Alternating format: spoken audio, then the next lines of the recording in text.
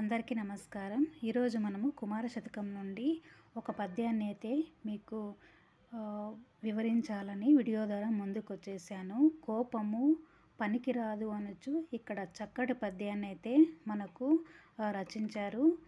కడుమెల్ల నిడునుత్తర మడచును కోపమును దీక్ష్మ మరయ్యగా దానప్పుడు నుడివెడునుత్తర మదివడి గోపము bench నరయ వసుధ కుమార. ఈ విధంగా మనకు పద్యం అయితే రచించారు కదా. ఈ పద్యం యొక్క తాత్పర్యాన్ని తెలుసుకుందామా మరి. భూమి యందు పరిశీలింపగా ఎదుటివారు కోపముగా ఉన్నప్పుడు మనము శాంతముతో సమాధానమిచ్చిన వారి కోపము అణగును.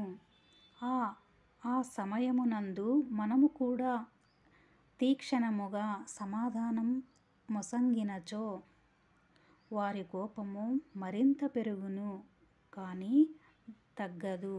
అలాంటప్పుడు లేనిపోని తగవులు ఏర్పడుతాయి. అందుకే విజ్ఞతతో ప్రవర్తించాలి. ఈ విధంగా మనకు పద్యం యొక్క తాత్పర్యము ఉన్నది. ఓకేనా ఫ్రెండ్స్, మీరందరూ ఎంతో ఓపికగా విన్నందుకు మీకు ధన్యవాదాలు.